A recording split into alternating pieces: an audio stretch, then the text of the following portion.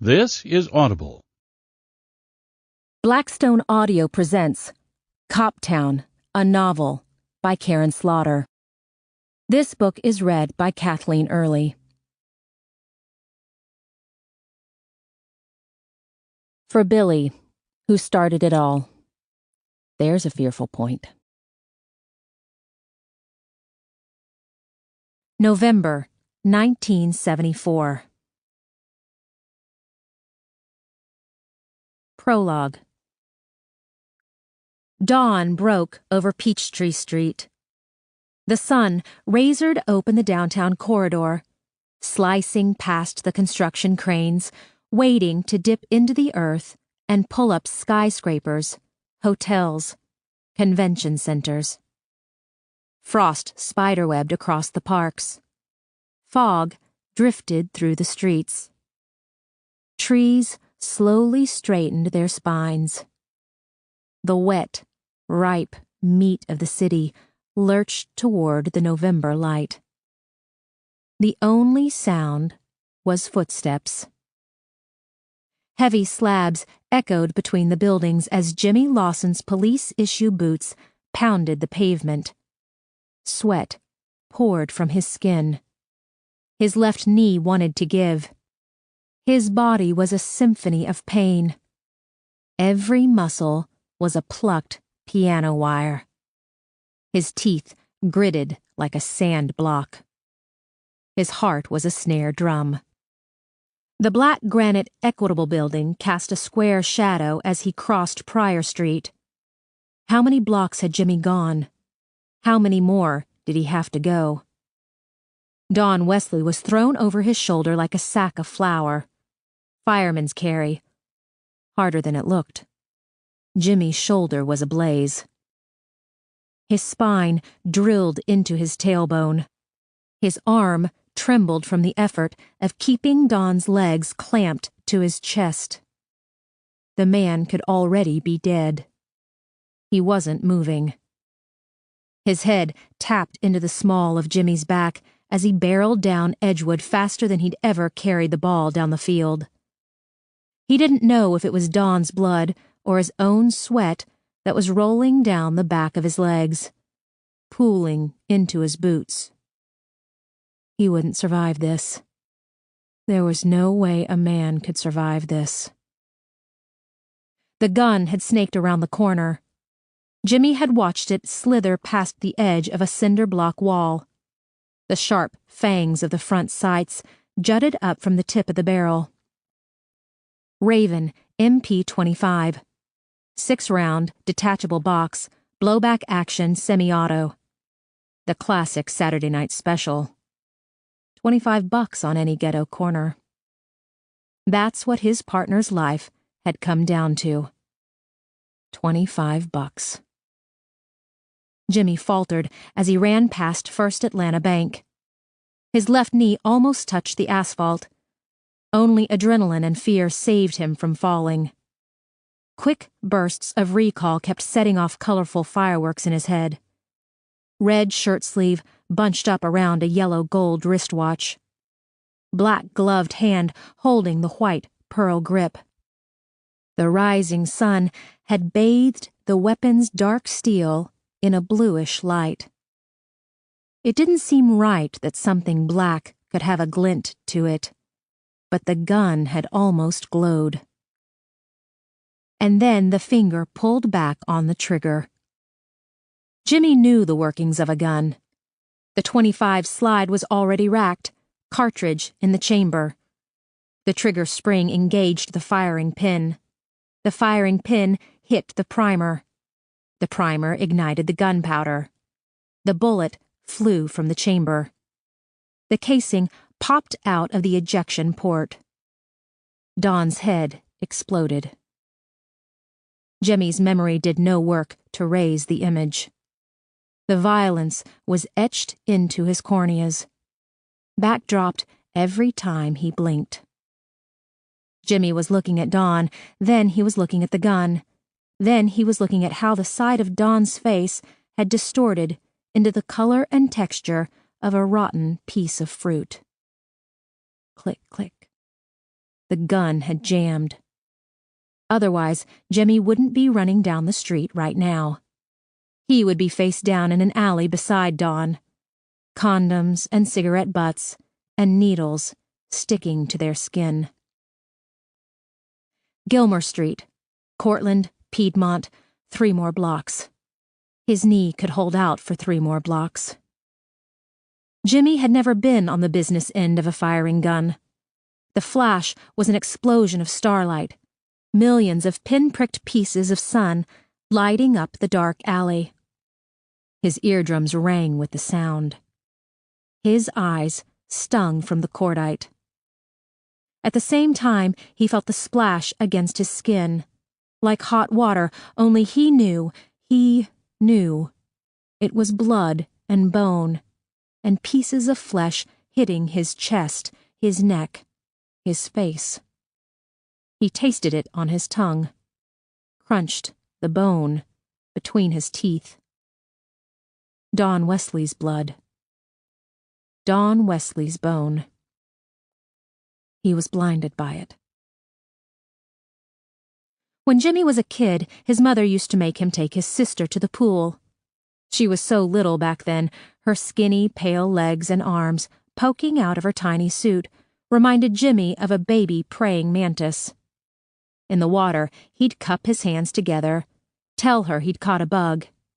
She was a girl, but she loved looking at bugs. She'd paddle over to see, and Jimmy would squeeze his hands together so the water would squirt into her face. She would scream and scream. Sometimes she would cry, but he'd still do it again the next time they were in the pool. Jimmy told himself it was all right because she kept falling for it. The problem wasn't that he was cruel. The problem was that she was stupid. Where was she now? Safe in bed, he hoped. Fast asleep, he prayed. She was on the job too. His little sister, it wasn't safe.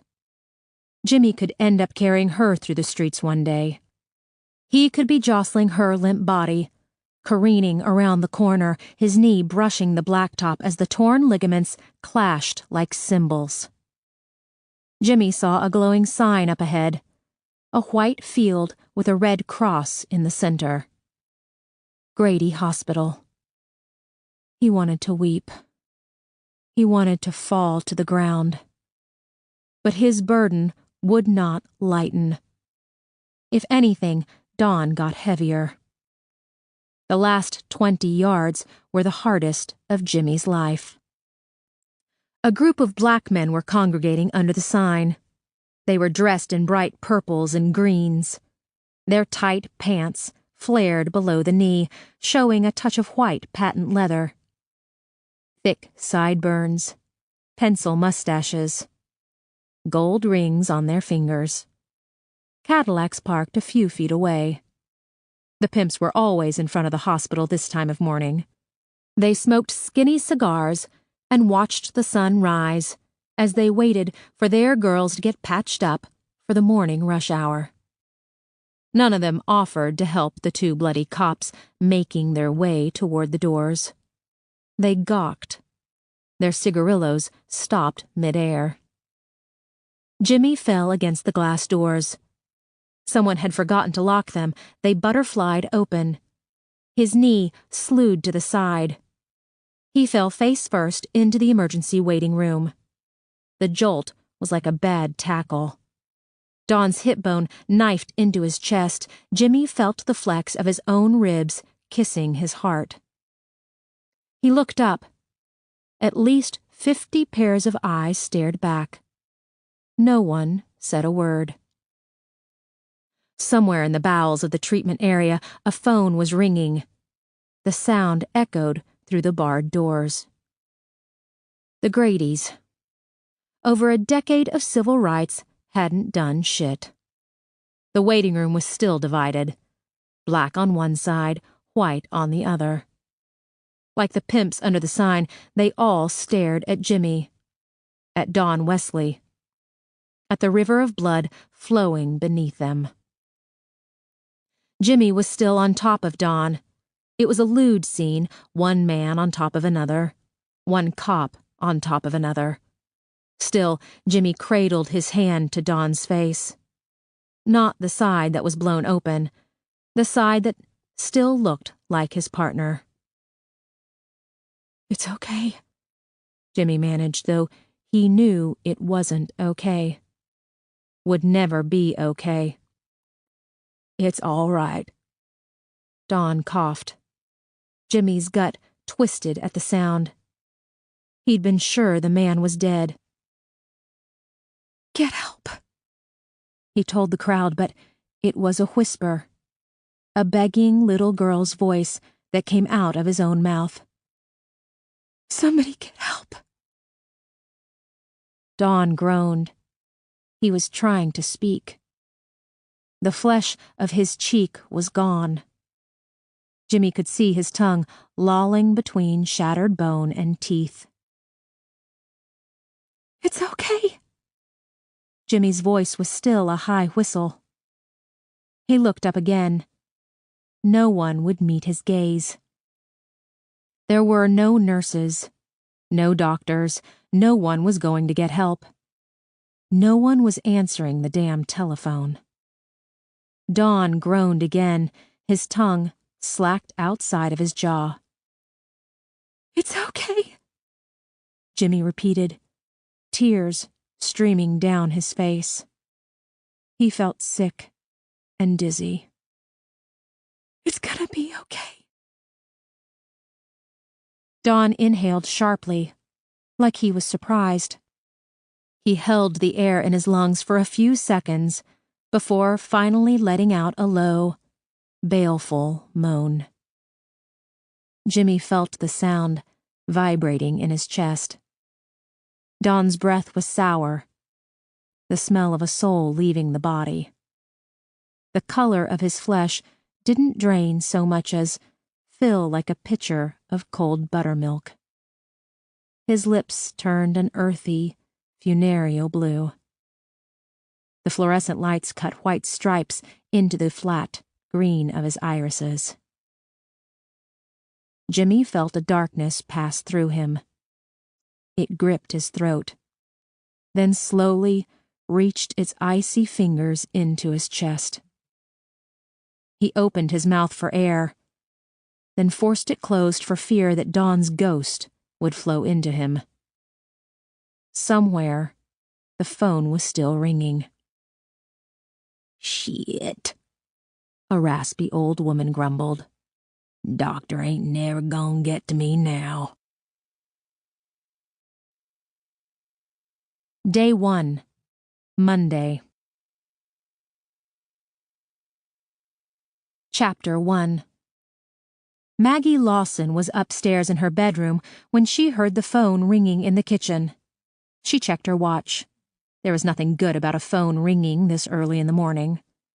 Sounds from the kitchen echoed up the back stairs, the click of the receiver being lifted from the cradle, the low murmur of her mother's voice, the sharp snap of the phone cord slapping the floor as she walked back and forth across the kitchen.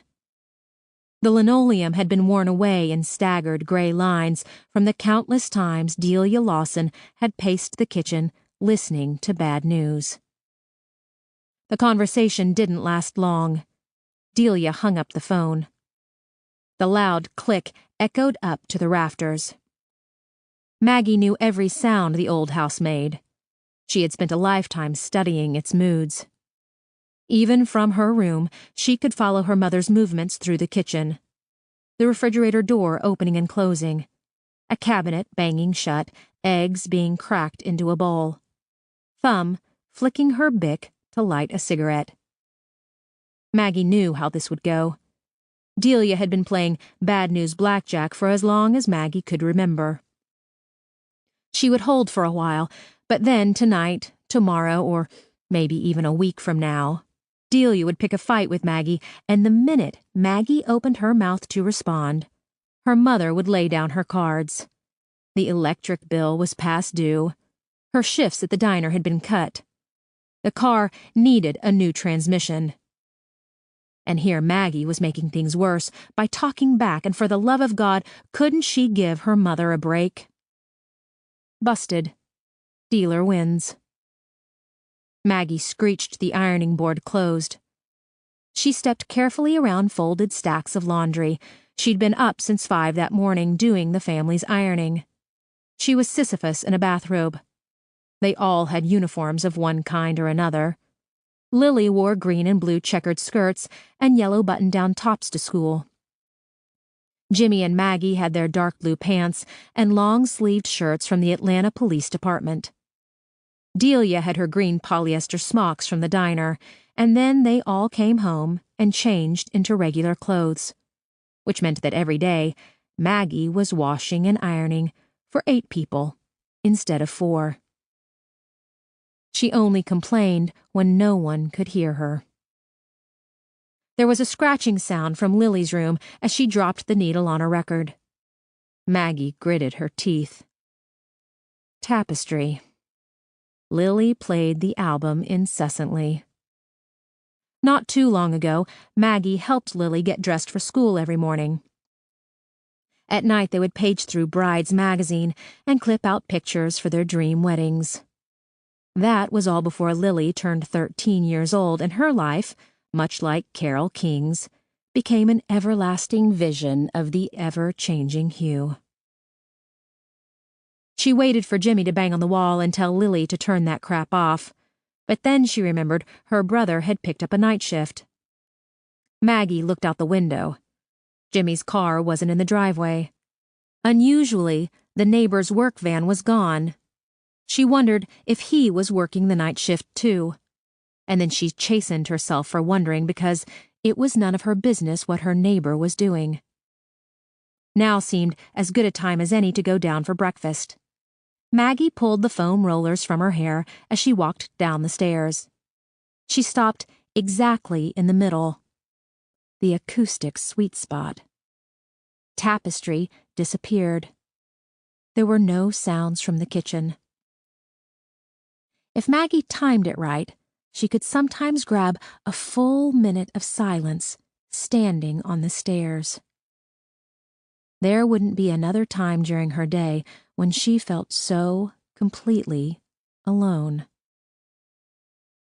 She took a deep breath, then slowly let it out before continuing down. The old Victorian had been grand at one point, though the house retained no evidence of its former glory. Pieces of siding were gone. Rotted wood hung like bats from the gables. The windows rattled with the slightest breeze. Rain shot a creek through the basement. There was no outlet in the house that didn't have a black tattoo ghosted around it from bad fuses and shoddy workmanship. Even though it was winter, the kitchen was humid. No matter the time of year, it always smelled of fried bacon and cigarette smoke. The source of both stood at the stove. Delia's back was bent as she filled the percolator. When Maggie thought of her mother, she thought of this kitchen.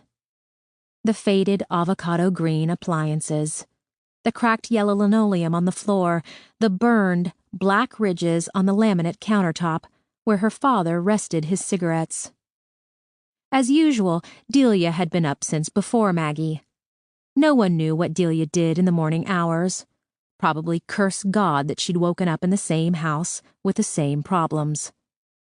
There was an unwritten rule that you didn't go downstairs until you heard eggs being whisked in a bowl.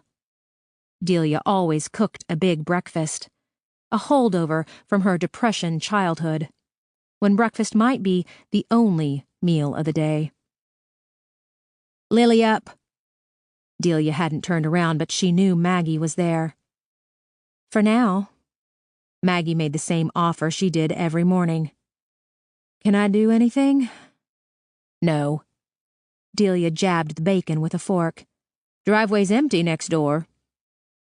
Maggie glanced out the window, pretending she didn't already know Lee Grant's van was not parked in its usual spot. Delia said, All we need is for girls to start going in and out of that house at all hours. Again. Maggie leaned against the counter. Delia looked exhausted.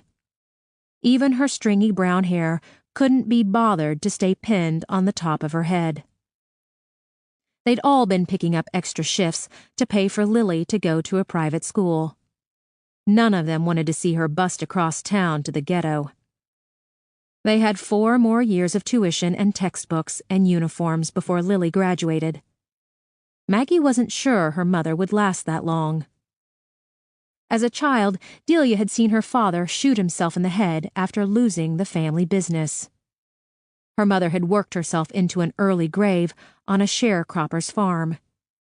She'd lost both brothers to polio. She must have thought she'd hit pay dirt when she married Hank Lawson. He wore a suit and had a good job and a nice car. And then he'd come home from Okinawa, so shell-shocked that he'd been in and out of the state mental hospital ever since. There wasn't much that Maggie knew about her father, though he'd obviously tried to build a life between hospital stays. When Lily was born, he put up the swing set in the backyard. One time, he found some gray paint on sale at the hardware store and worked 36 hours straight painting every room in the house the color of an aircraft carrier. On weekends, he mowed the lawn for as long as it took to drink a 6-pack of Schlitz, then left the mower wherever the beer ran out. One time, when it snowed and Maggie was sick with strep, he brought her some snow in a Tupperware bowl so she could play with it in the bathroom. "Maggie, for the love of God!" Delia tapped the fork against the frying pan. "Can't you find something to do?" Maggie grabbed a stack of plates and silverware off the counter and took them into the dining room. Lily was already at the table. Her head was bent over a textbook, which Maggie took as a miracle. The last year hadn't been so much the burgeoning of 13-year-old Lily into womanhood as a running audition for The Exorcist. Still, Maggie couldn't give up on her baby sister. "You have a good night?" "Peachy." Lily cupped her fingers across her forehead in a salute to the page. Her hair was pulled back into a loose ponytail. The chestnut brown fell somewhere between Delia's mousy brown and Maggie's darker hue. "Peachy sounds good." Maggie put a plate by Lily's elbow. She bumped her with her thigh. "What are you studying?" She bumped her again, then again. When Lily didn't respond, she sang the opening lines from I Feel the Earth Move, punctuating each pause with a bump. "Stop it!" Lily tilted her head down even more. Her nose was practically touching the book. Maggie leaned over to set the other side of the table. She glanced back at Lily, who had been staring at the same spot on the page since Maggie walked in. Maggie said, "Look at me." "I'm studying." "Look at me." "I have a test." "I know you stole my makeup again." Lily looked up. Her eyes were lined like Cleopatra's. Maggie kept her voice low. "Baby girl, you're beautiful. You don't need that stuff." Lily rolled her eyes. Maggie tried again. "You don't understand what kind of message wearing makeup at your age sends to boys." "I guess you should know." Maggie rested her hand on the table. She wondered when her sweet kid sister had learned how to throw daggers. The kitchen door swung open. Delia's hands and arms were lined with platters of pancakes, eggs, bacon, and biscuits. "You've got 2 seconds to wash that shit off your face before I get your father's belt." Lily bolted from the room. Delia banged the platters down on the table one by one. "See what you're teaching her." "Why am I—" "Don't talk back." Delia dug a pack of cigarettes out of her apron. "You're 22 years old, Margaret. Why do I feel like I have 2 teenagers under my roof?" 23, was all Maggie could say. Delia lit the cigarette and hissed out smoke between her teeth. 23, she repeated. "I was married with 2 kids when I was your age." Maggie resisted the urge to ask her mother how that had worked out. Delia picked a speck of tobacco off her tongue. This women's lib stuff works for rich girls, but all you've got going for you is your face and your figure. You need to take advantage of both before you lose them. Maggie smoothed together her lips. She imagined a lost and found box in the back of a storeroom with all the missing faces and figures of 30-year-old women. Are you listening to me? Mama, Maggie kept her tone even. I like my job. Must be nice to do whatever you like. Delia pressed the cigarette to her mouth. She inhaled sharply and held the smoke in her lungs. She looked up at the ceiling. Spodobał Ci się fragment? Posłuchaj tego audiobooka w Storytel. Zarejestruj się z linku w opisie, a otrzymasz 30-dniowy bezpłatny dostęp do Storytel zamiast standardowych 7 dni. Możesz zrezygnować w każdym momencie. Najlepsze książki wygrywające w plebiscytach czytelników. Sprawdź tytuły, które pokochały miliony. Zanurz się w świecie niezwykłych audiobooków ze Storytel.